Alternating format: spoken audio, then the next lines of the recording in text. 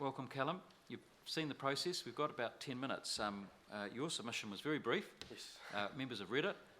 Over to you how we use the 10 minutes. Welcome. All right, thank you. First of all, I'd like to thank the committee for giving me the opportunity to express my views about the bill. I want to start by saying that ChCh means a lot to me. I was born here, I was raised here, I've attended school here, and I'm now studying at the University of Canterbury. Many of my family live here and I plan to work here after I graduate. For me, like many other residents of the city, there'll always be two versions of ChCh. The first is the one that existed before 2011, in which I was raised and grew to love, with rich architectural heritage, vibrant public life, a buzzing central city and strong community spirit. The second is the ChCh after the quakes, a city of road cones, hard hats, memorials and urban desolation, but also a city of solidarity and exciting potential. I have much hope for the future of our city.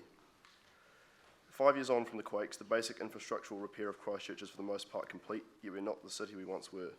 This bill reflects an idea that we can all agree on, that the city is in a unique position within New Zealand of needing a strong, focused and planned effort in order to restore its former health.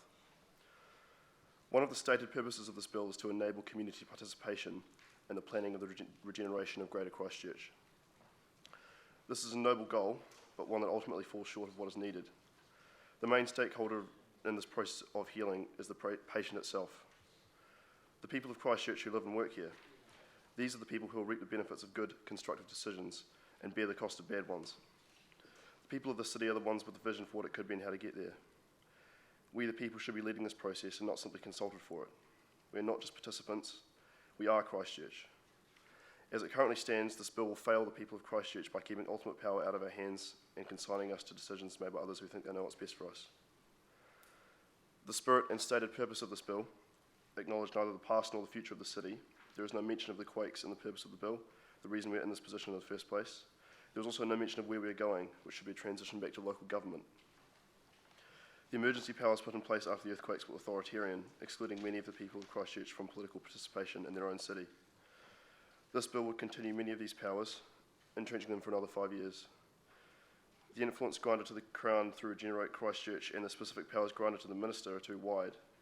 Like many others, I am alarmed by the extraordinary powers granted to the Minister. For example, the ability to unilaterally override the RMA is extensive, given that it can be done in accordance with as few as one of the stated purposes of the bill. The RMA exists for good reasons, and these reasons are no less important because of the special condition of our city. In the event that the RMA does present a barrier to healthy regeneration, why is the Minister given sole unchallengeable authority to decide how to act? These extraordinary powers, if needed at all, should rest with locally elected representatives and authorities who are directly accountable to the people of Christchurch. Speaking from personal experience, we are fed up with having the future of our city dictated to us from appointed entities and officials who are not accountable to us. This bill, by granting a Minister power to suspend, amend or revoke council plans, flies in the face of any notion of a locally led regeneration. The Local Government Act provides perfectly adequate scope for the next 5 years of our regeneration, and I submit that this bill under discussion may be made to comply with that act. More fundamentally, local control is important not just for the quality of raw outcomes, but for the socio-political culture of our city. People will, on the whole, be more engaged with and personally invested in a city that they have helped to build.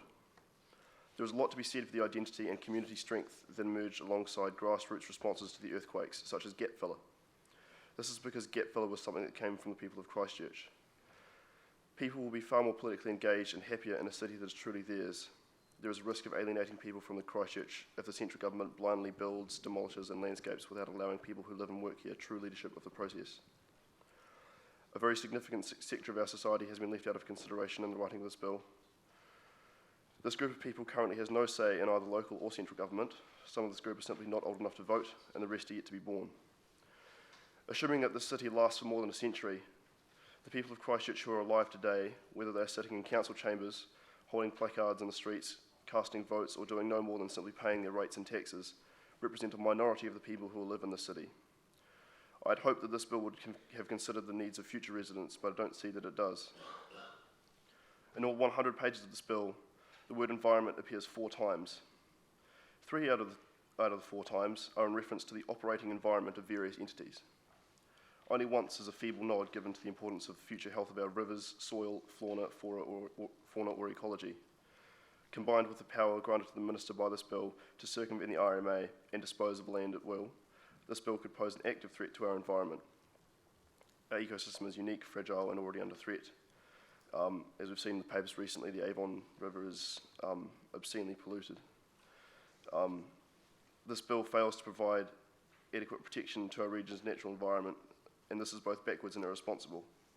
The way that we go about transforming our city into what it has the potential to be will matter for a scope of time that this bill seems to have ignored. We are charged with protecting the environment for those who will come after us. I still have much hope for this city, and there are many things in this bill which are positive, but for the sake of Christchurch, we must do better. The regeneration process is of the people, and it should be led by the people. Thank you for listening to my submission. Callum, thank you very much. Any quick questions, members? Eugenie? Could we have a copy of your presentation? Thank you for a very thoughtful submission. Why do you have so much confidence in the City Council providing a more democratic mode forward? Well, because they are directly accountable to us. The minister who is the electorate of the minister is the whole of the country kind of thing, and the people of Christchurch here vote directly for our representatives, and that's the sense in which we will be able to take control, I think, of the process. Thank you. Clayton? Do you see much difference in practical terms between this piece of legislation and what we have now, apart from more formalised representation and consultation, but the minister effectively having the power of veto? Do you see much difference? Not really, no. And the thing that concerns me as well is that I think it's very easy to sort of talk about consultation and feedback and things like that, but actually having a mechanism for that to affect change is really important as well, which we need. I think we can. If the minister still, at the end of the day, doesn't really have any kind of, I suppose, isn't really in any way forced to listen to what he's being told by the community, or the Regenerate Christchurch, then the consultation is just a formality. Have you been involved in any of the SERA consultation processes? I haven't, no. Callum, our time has expired. Thank you very much for taking time to be with us today, and thanks for your submission. If you could leave a copy of the notes with the clerk of the committee, that would be useful for us. Okay, thank you very much. Now I'd like to